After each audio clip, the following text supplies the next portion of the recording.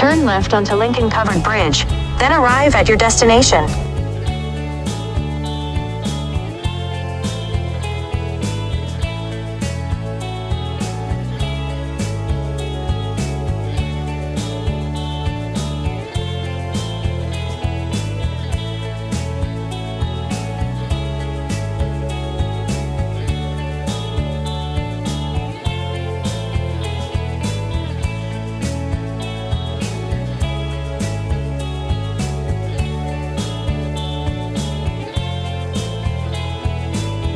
Hello, my name is Phil and welcome back to another video of Vermont's 100 covered bridges.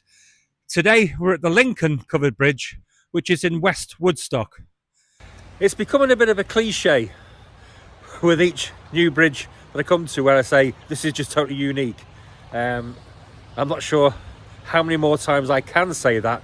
I can definitely say that about this one. What we're going to do is go inside and take a look. Now, when we visited the Best and the Bowers bridges, they had those very, very small tied arch trusses. We're looking at a truss that I haven't come across yet, which is called the Pratt truss. But before I really sort of go into describing what the Pratt truss is, I really need to tell you what a Howe truss is first, because in order to understand the Pratt truss, you need to understand the Howe truss first. So the Howe truss, pretty simple design and effective in terms of metal rods going up and wooden beams going diagonal. However, the longer the bridge that you made, it was proven that the wooden beams were twisting and bulking underneath the excessive weight. So what Caleb Pratt and his son Thomas did was they turned the Howe truss around. So instead of having a metal beam and the wooden diagonal cross, they turned it around so we had the wooden beam and the metal diagonal cross. And this proved to be a very good way of strengthening bridges that were going to be a little bit longer. And you can just see the wooden beams and the diagonal cross metal bars. However, they even went one step further, and I'm sure you may have noticed it, with this huge laminated burr arch that goes from one end all the way down to the end. And it almost touches the top of the bridge because of the height.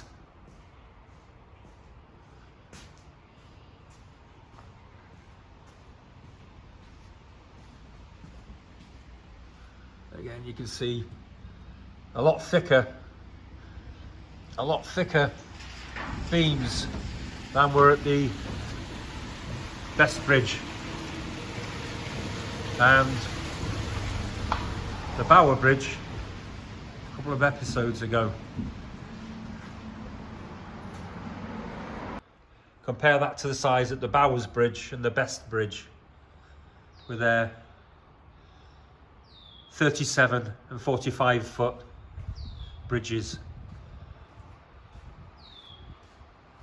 This arch is an amazing structure, obviously held up by these wooden pillars here.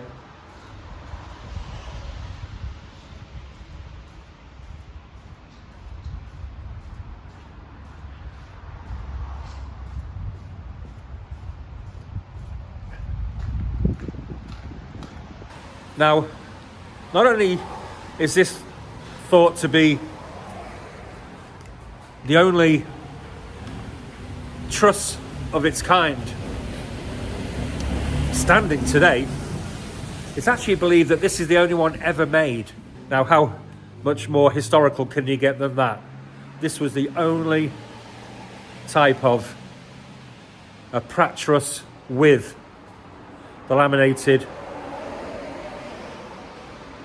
arch bridge ever made in the whole world. And we have to thank bridge builders Caleb and his son Thomas Pratt for that. So the bridge is 136 feet long and believed to have been built either in 1865 or 1877. The records aren't quite clear. Certainly between 1865 and 1877 will give you the answer. Now, the bridge was renovated in 1947, but it was controversially renovated in 1988. Citing heavy traffic, the town opted to have some steel tension rods installed under the cords and allegedly distribution beams under the floor. It's very hard to notice if they are there. So it's is it myth or is it well hidden? The other thing is, and I'm going to shine up to the roof, you'll see they've got these nice little windows cut out.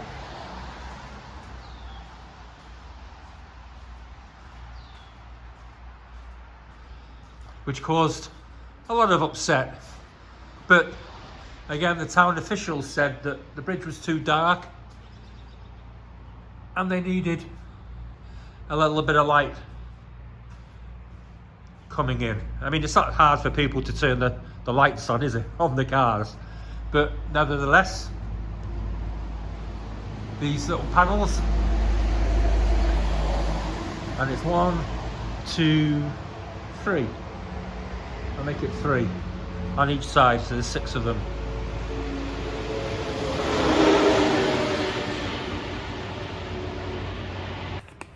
This is actually an unofficial road. It's not got a road because literally the bridge is all there is on this road.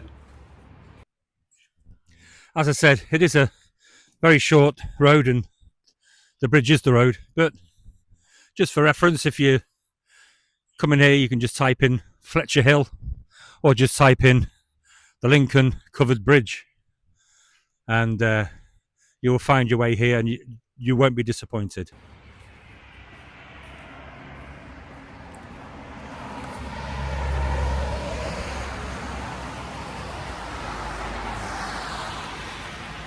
And of course, hasn't gone unnoticed in my little eyes, even the one that's suffering with a bit of an allergy at the moment, that the river there is quite shallow and I'm going to be going into it down there and we can take a look and see what we can see underneath the Lincoln Bridge.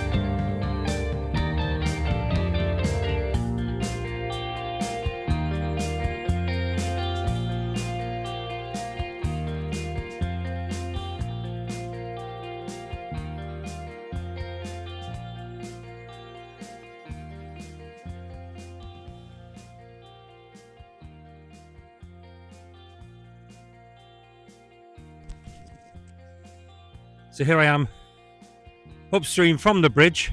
There's a nice little path from the road there, so very easy to access. And I'm going in. It's nice and shallow.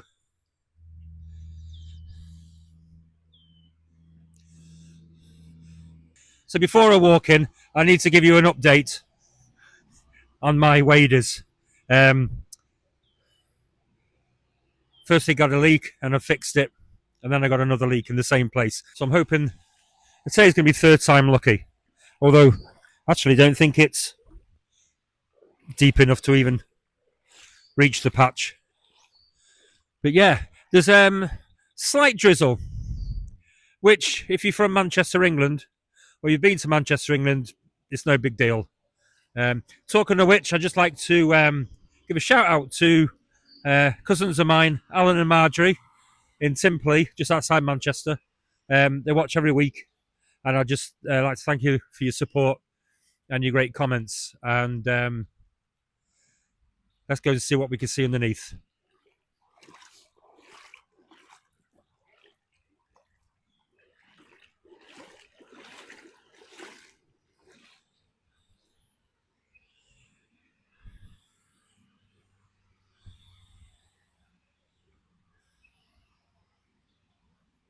Nice stone abutment in front of me. Behind me, it's a concrete one. And I'll turn it around, and there you can see the stone abutment. It's always strange when one end is one and one's the other. It's you can turn around and you can just see the the different contrast, as opposed to just being both concrete or in both stone. That's a great view.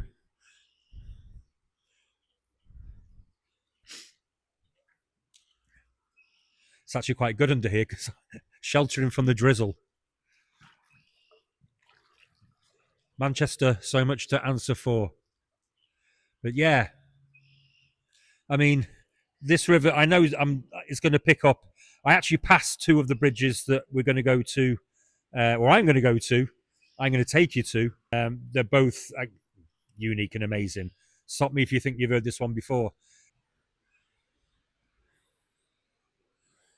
The water is slightly deeper here, and I don't want to shout too loudly, but that patch is holding for now. This is great. I mean, that was an amazing feature inside of that arch. You just can't see what it looks like from the inside until you get in, obviously. But yeah, what a unique feature.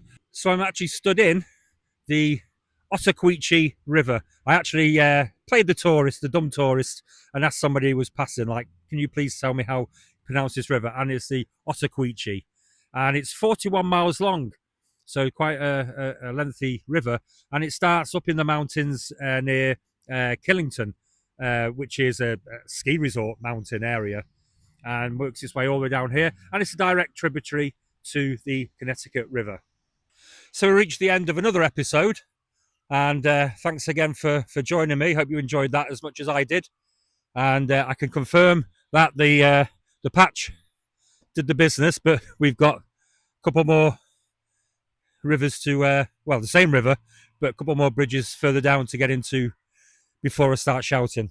Once again, thank you very much to Vermont Covered Bridge Society for their tremendous support and help.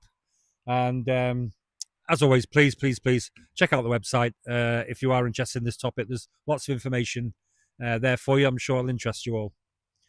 That's it for me. I'll see you again next week in another video.